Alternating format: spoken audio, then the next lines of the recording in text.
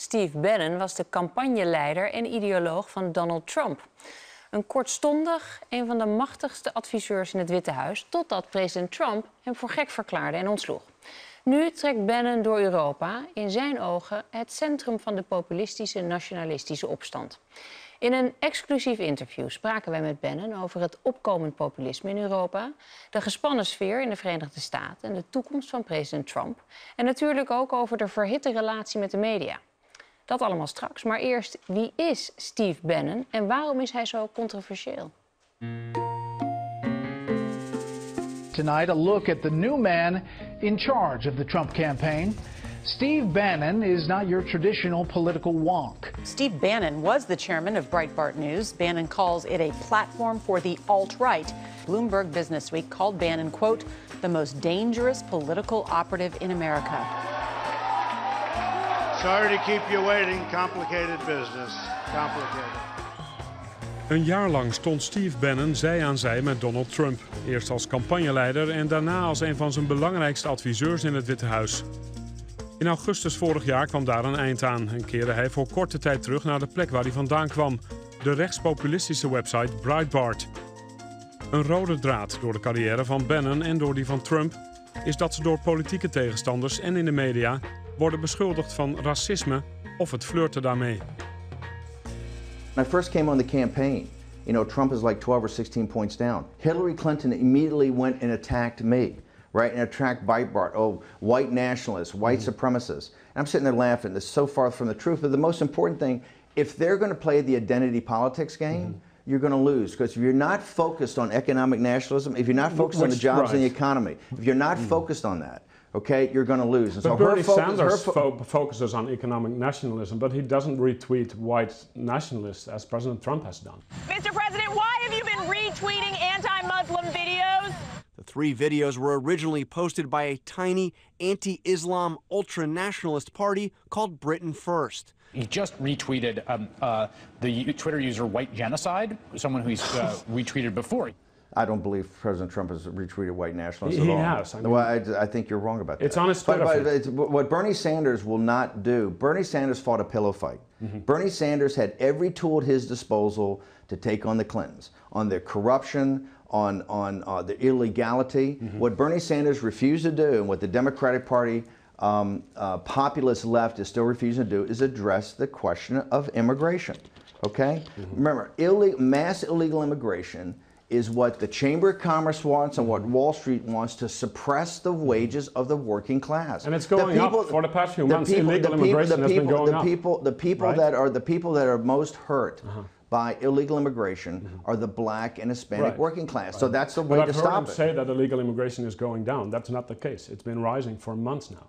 Well, no, but that's what he went to. Hang over a second. That's exactly why he went to catch and release. I know. Why are you so obsessed? Here's the thing. I'm not obsessed. No. You're absolutely. You act like a prosecutor with President Trump. You never did that with Obama. This is why you have. This is why you have zero credibility.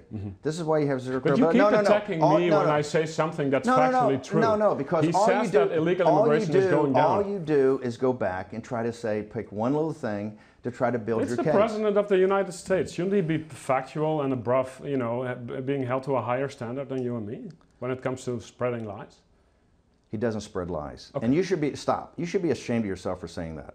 Why? I resent you saying, you sit there and say he spreads lies. He does not spread lies. Spreads lies. He does what?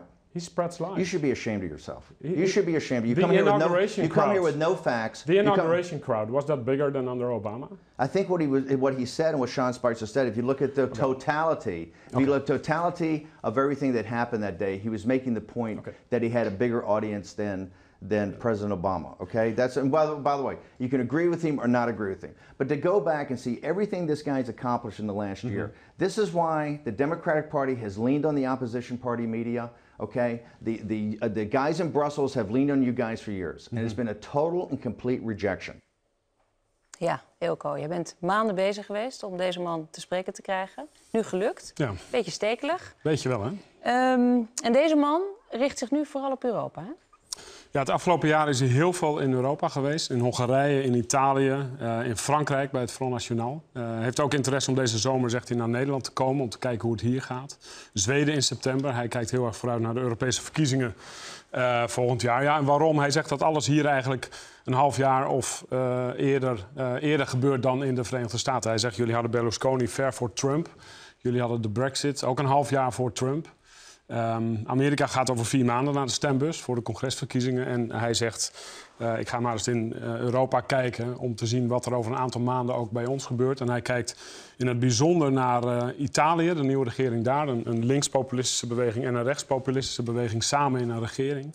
Hij kijkt niet meer heel erg naar links en rechts. Hij kijkt vooral naar anti-establishment bewegingen. Zoals eigenlijk ook natuurlijk Trump.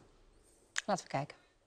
The most important part of that, I think, was the fact that you had basically a center-right or right-wing, populist nationalist, and you had a kind of a left-wing populist nationalist to put aside the economic differences. They've always, kept the left and the right separated, and they really put those aside, I think, to kind of merge themselves into a unity government. And I think that's why Italy is so important to watch. These are markets, and so what happens in Italy, what happens in Holland, what happens in Germany, it spreads, these things spread, and that's why it's going to be very important for the 2018 election in the United States.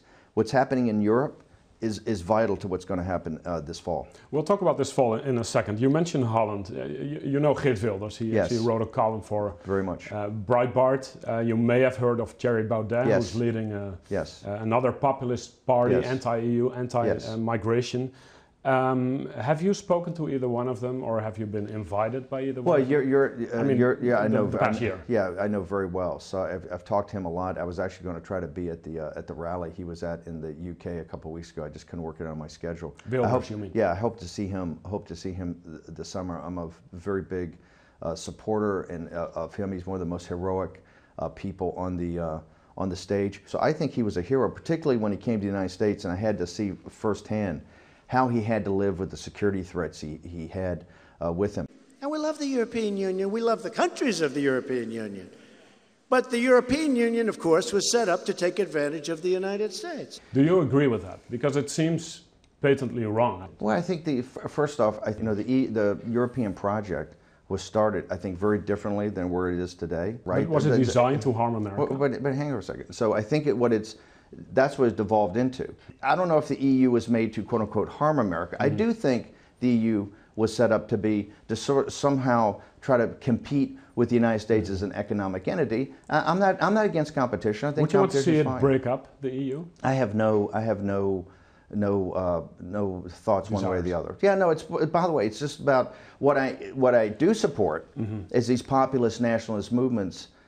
In nations across the world, including obviously in the United States, but in Asia, in Europe, and throughout the world, Latin America, and throughout the world. So I think that is, I'm for the little guy getting more control of his life, and so whatever direction. And the EU is in the way of that.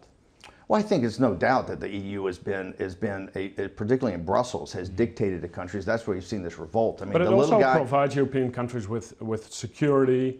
What security?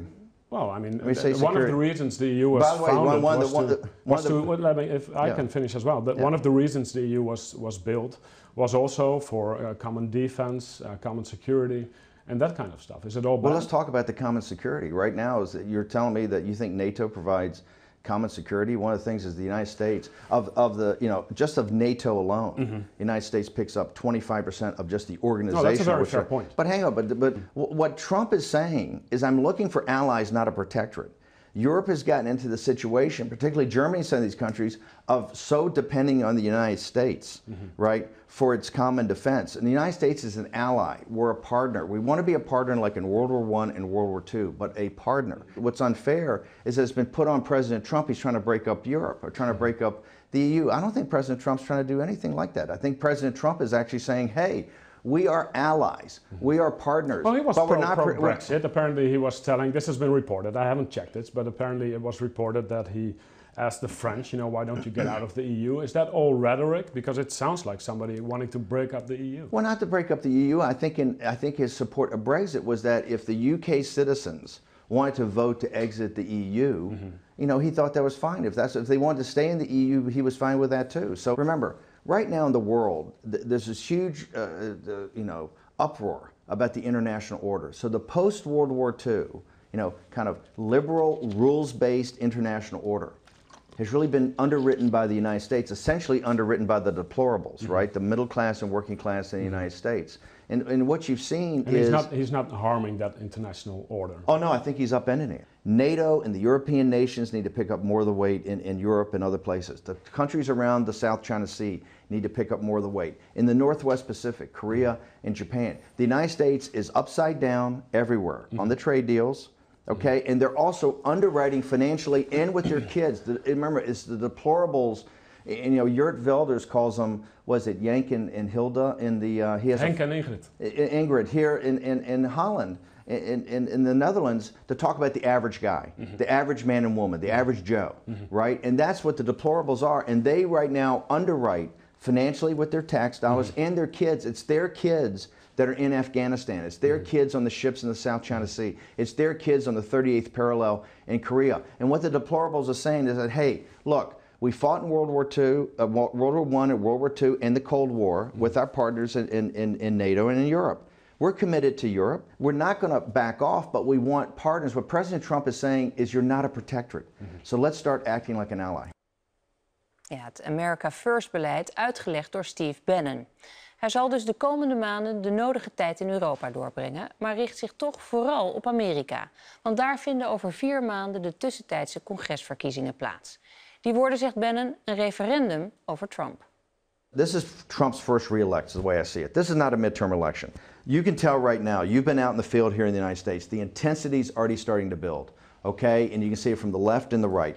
After Labor Day, in the run-up to this election, is going to have the same intensity of the 2016 presidential election. Right now, you have on the left, they're incredibly motivated. We have in this country this Me Too movement that's really metastasized into what's the Time's Up movement. It's really this fight against the patriarchy that the... You've talked about that before.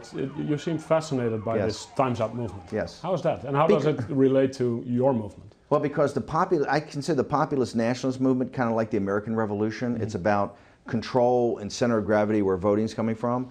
The Time's Up movement, which is really a head-on confrontation with the structure of our society, the power dynamics of the patriarchy, is really going against 10,000 years of recorded history. It's more like it's like the French Revolution. I think it's, whether it's good or bad, to me, I think it's exciting to watch. And as a guy that's involved in politics, and I keep telling people here, it's one of the most powerful movements that come along in decades, if not the most powerful movement. I think it's going to rival our populist nationalist movement. You can see it gaining, I think, strength every day. I think people are not... Is it a zero-sum game? It's either the white middle-aged men or the Time's Up movement? Well, it's not white middle-aged men. Remember, the populist movement, the populist nationalist movement is going to be made up of working-class people from all across, men and women. No, I agree. You're right. And so, no, but I do think that the Time's Up movement, and it's much deeper than the Me Too. It's just not about sexual harassment. This Time's Up movement is a fundamental, I think, look at the power dynamics and what I call the patriarchy. And I think it's very, very powerful. It's going to be very powerful. In the United States, that's one of the things that's galvanizing so much grassroots energy on the left. Iedereen in Washington verwacht een hete zomer, met mogelijk de ontknoping van het Ruslandonderzoek en sowieso een verkiezingscampagne die onder hoogspanning staat. De situatie aan de grens, waarbij de regering Trump kinderen van illegale migranten liet scheiden van hun ouders, heeft de verhoudingen tussen voor- en tegenstanders van Trump meer dan ooit op scherp gezet. Demonstranten duiken op voor het huis van kabinetsleden en in de restaurants waar ze komen.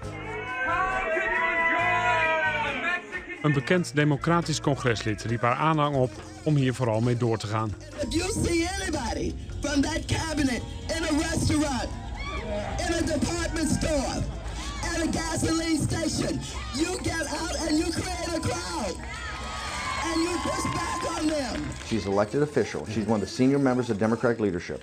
That what happened to these cabinet officials is fully justified. So I think you're entering very dangerous territory. The other thing they're saying is that they're whining already, that the country's gerrymandered and that's why they can't take Congress. That the states are gerrymandered and that's why the Electoral College was created, they're saying, by white slave owners to have this kind of white privilege going forward. They're going to continue to whine, I think heat themselves up. So the left is absolutely in full meltdown. And that's only going to increase, I think, over the summer. I would tell your audience, stand by. If you thought 16 was intense, The 2018 election is going to be the equivalent of the 2016 presidential election or even bigger, and it's going to be 5 times more intense. You seem excited. I am excited. I love this stuff. I think there's blame on both sides. A few days ago, I called the fake news the enemy of the people, and they are. They are the enemy of the people. I'd like to punch him in the face, I'll tell you. Aren't you partly responsible for the heated atmosphere in the country right now? Because it seems hard to believe that that's all to be blamed on the left. I'm just wondering if... Well, the rhetoric is the Democrats. Look at this weekend. Look at what the Democrats are doing. But what about your rhetoric? Breitbart's rhetoric, Trump's rhetoric? What's the problem? Tell me what's the problem with the rhetoric? For instance, I think calling it the opposition party media, is that? No, it's not really about the media, but I mean the tensions. Are you going to sit here and whine about Breitbart? Is this what I'm you're not going to whining. do? You are whining. You're going to whine about Breitbart?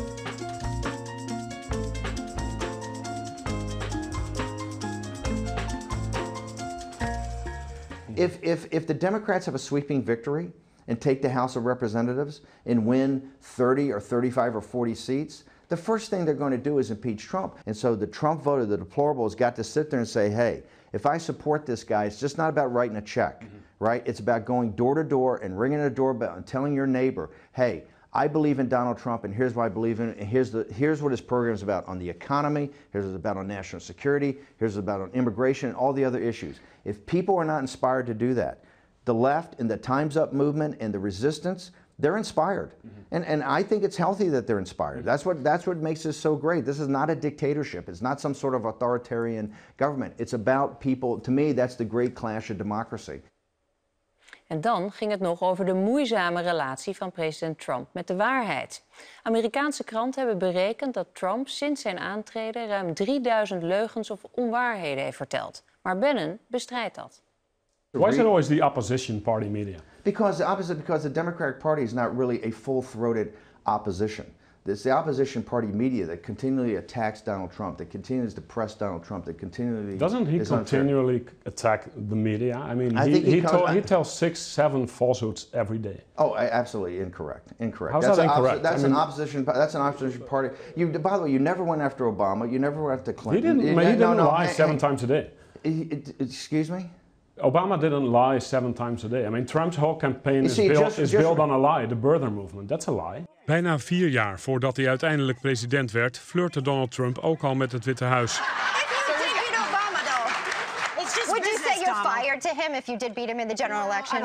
En in die periode zaait hij twijfel over de vraag of de president die er dan zit, Barack Obama, wel in Amerika is geboren.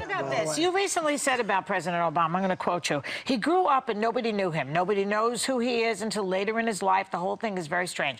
What are you driving at there? Are you a birther, Donald? Okay, let me just tell you. I was a really good student at the best school. I'm not like a smart guy, okay?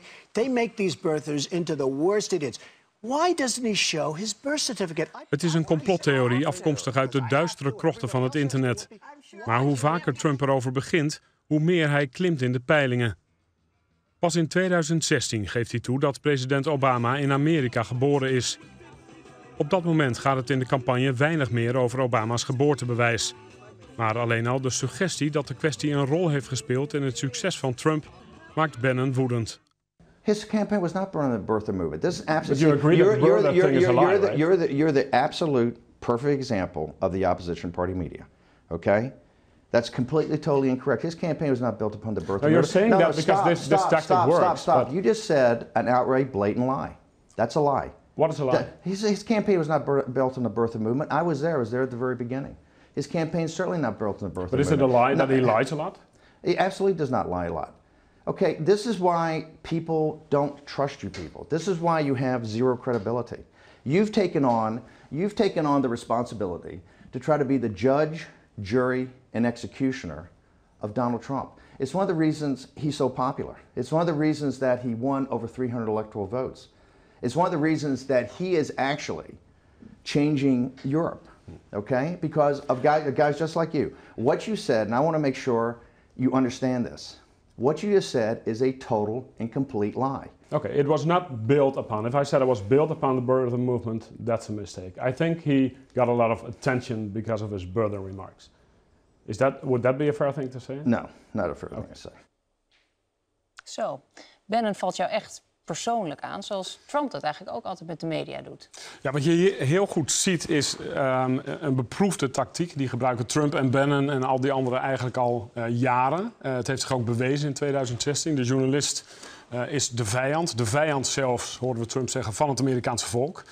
En zodra de journalist dan ze met een leugen confronteert, in dit geval over Obama, waar hij is geboren, dat heeft Trump jarenlang volgehouden dat dat niet in Amerika was, dan keren ze het om. Dan moet je als journalist ook voorzichtig zijn, want ze zoeken naar een gaatje of een onzorgvuldige formulering. En daar schieten ze dan met een bazooka doorheen. Het is spel, dat weet Bannon ook. Die weet heus wel hoe belangrijk die beweging is geweest voor het politieke succes van Trump. En na afloop, om een beetje te illustreren hoe dat gaat van dat interview. We waren klaar. Hij was dolgelukkig, sloeg zich op de knieën van de pret en sprak af om, vooral als hij weer in Europa was, nog een keer af te spreken. Dus het is, nu ben je er een keer onderdeel van, maar dit zie je heel veel gebeuren. Bannon zegt het wordt een hele hete zomer. Dat betekent ook dat we veel meer van dit soort aanvallen op de Amerikaanse media zullen zien. Spannende tijden, dankjewel. Zo is het. Ja.